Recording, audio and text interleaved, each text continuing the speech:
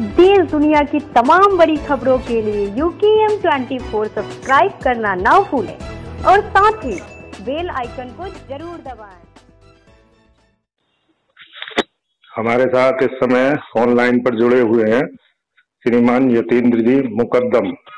आप all India Congress committee के member हैं और हम आपसे जानना चाहते हैं कि जो हाथरस में एक घटना हुई है छात्रा के साथ में रेप की, उसके बारे में आपका क्या कहना है?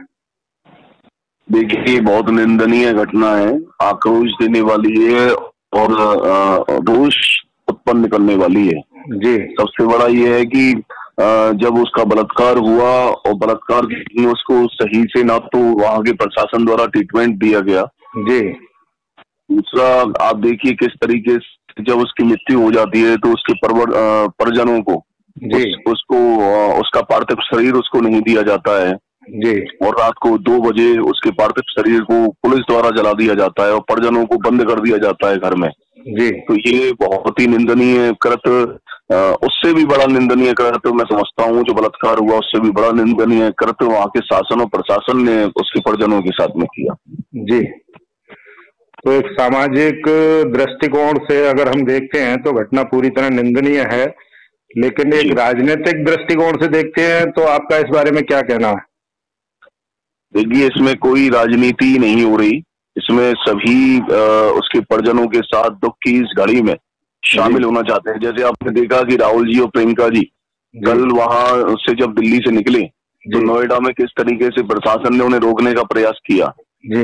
उसके बाद में जेवर से कुछ दूर पहले राहुल जी के साथ में पुलिस प्रशासन ने वहां के ने हाथापाई की, उनको धक्का दिया, वो गिर पड़े और तमाम कांग्रेस के कार्यकर्ताओं को वहां चोटें हैं, गंभीर चोटें हैं। तो क्या ये अधिकार नहीं है इस लोकतांत्रिक देश में कि कोई अगर दुख की घड़ी में अगर किसी से मिलने जाना चाहे तो वो वहां जाके उससे दुख बांट सके? तो ये कौन सा राम राज्य बनाने की कोशिश?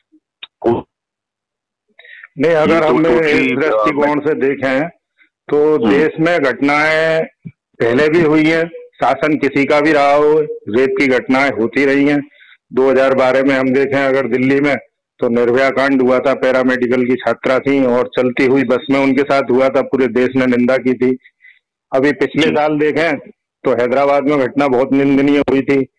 और जो अपने आंकड़े हैं जी, तो वो आंकड़े, देश के आंकड़े जो बताते हैं, जो अपना क्राइम रिपोर्ट ब्यूरो है वो बताता है कि लगभग 90 महिलाओं का प्रतिदिन बलात्कार होता है भारत देश के अंदर जी। और मैं जहां तक समझता हूं, क्योंकि आपको तो जानकारी पूरी रहती है, तो ऐसा नहीं है कि भारत ही इसके लिए दोषी हो। विदेशों में भी जो विकसित देश है, अमेरिका है, ब्रिटेन है, उनमें भी आंकड़े काफी मतलब ज्यादा रहते हैं यौन हिंसा के, बलात्कार के, और दक्षिण अफ्रीका में बहुत ऊपर है इसकी दर। तो इस बारे में जब तक एक समाज का नजरिया नहीं बदलेगा, और वही बात आप बता रहे हैं सामाजिक रूप से ही, क्योंकि हम सब एक समाज के ही हिस्से हैं, तो इस बारे में आप क्या कहेंगे? देखिए, बात यह है कि अंकुश लगाने वाली आप लगातार बढ़ता चला जा रहा है, ये सभी आप लोग भी देख रहे हैं जी। तो अंकुश कहाँ लगाया जा रहा है? महिलाओं को सुरक्षा देने वाली बात है, ये नैतिक जिम्मेदारी से इससे पीछे नहीं हटा जा सकता जी। जब आप सत्ता में आए थे, भाजपा की कह रहा हूँ, जब भाजपा सत्ता में आई तो उसने महिलाओं की सुरक्षा के बारे में बहुत बड़ी बड़ी बातें कही जी। ये उनका मैं समझता हूँ मुख्य एजेंडा था भाजपा का जी। लेकिन उस एजेंडे से बिल्कुल मैं समझता हूँ कि बिल्कुल पीछे हट गई भाजपा। और महिलाएं सुरक्षित इस समय पूरे देश में जिस तरीके से बलात्कार की घटनाएं बढ़ती चली जा रही हैं, तो ये इस पे अंकुश तो लगाना चाहिए, इसके लिए कुछ किया तो जाना चाहिए, नहीं किया जा रहा। दूसरा, ये जिस तरीके की हाथरस वाली घटना अभी प्रेजेंट में हुई और उसमें जो सबको जला दिया गया 2 बजे, जो संवेदनहीनता दिखाई गई, ये बहुत निंदनीय थी। तो गंभीरता नहीं है इसको लेकर मैं समझता हूँ कोई। हाँ, आपका कहना बिल्कुल सही है, गंभीरता बहुत जरूरी है। और समाज में हम लोग राजनीतिक या अपने पद पे प्रशासनिक रूप से बाद में आते हैं? पहले हम समाज के हिस्से हो। निर्भया कांड जब हुआ था तो उस समय तुरंत कांग्रेस उस समय गवर्नमेंट में थी, सभी लोगों ने, पूरा देश की निंदा कर रहा था, कांग्रेस भी निंदा कर रही थी, तो वो निंदनीय घटना थी। और कांग्रेस ने, अब देखिए, तुरंत उसके मेडिसिन और तुरंत उसका जो भी ट्रीटमेंट था, इलाज था, उसके लिए तुरंत वहां हेलीकॉप्टर और सारी व्यवस्थाएं की गई जो उस समय होनी थी।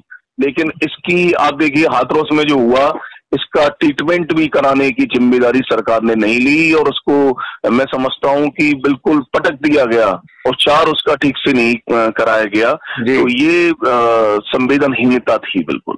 नहीं, एक बड़ा प्रश्न ये बनता है कि अगर नेशनल क्राइम ब्यूरो कहता है कि 90 मामले रोज आते हैं, ये तो मैं आंकड़े वो बता रहा हूँ आपको जो आंकड़े दर्ज होते हैं, और आप और हम सब जानते हैं कि महिलाएं संकोच की वजह से बहुत सारे मामले दर्ज ही नहीं करा पाती।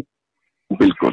तो मैं आपके द्वारा प्रशासन भी दबाव बनाता है लगातार। जी जी, प्रशासन में बैठे अधिकारियों से भी मेरा यही कहना है, और आप भी यही मानते हैं कि हम सब मिलकर के इस लड़ाई को क्यों नहीं लड़ सकते?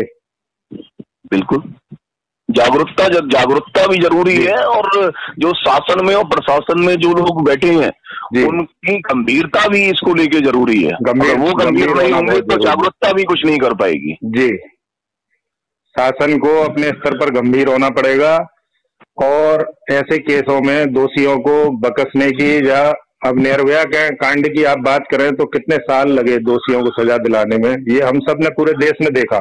और आप देखिए राहुल जी ने उस परिवार की किस तरीके से मदद की है, आप सबको पता है कि किस तरीके से राहुल और प्रियंका जी ने निर्भया के परिवार की और केस लड़ने में भी मैं समझता हूं, और हर तरीके से आर्थिक रूप से तमाम कांग्रेस के लोग लगे रहे और उन्होंने मदद करने का काम किया निर्भया परिवार को।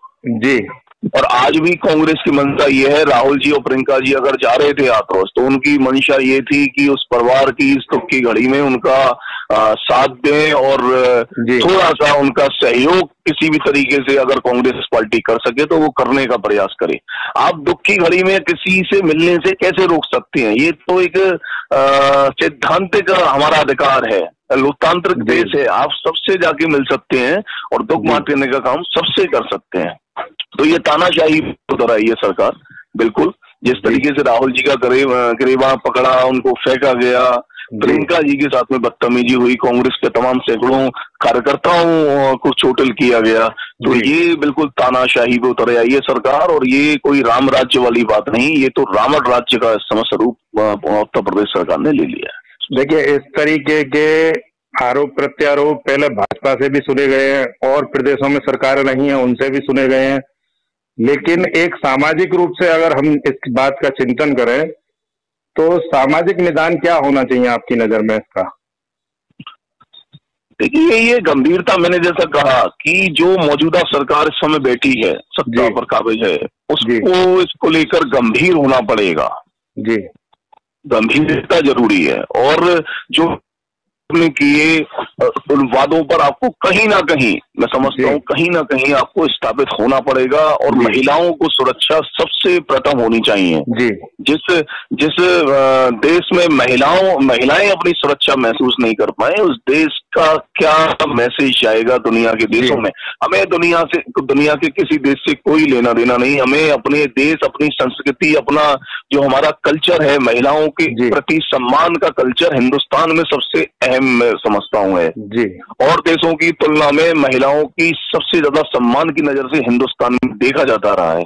तो ये सीता का देश है, ये राधा का देश है, ये इस देश में महिलाओं का पूजा होती रही है, नारियों को पूज्य माना गया है।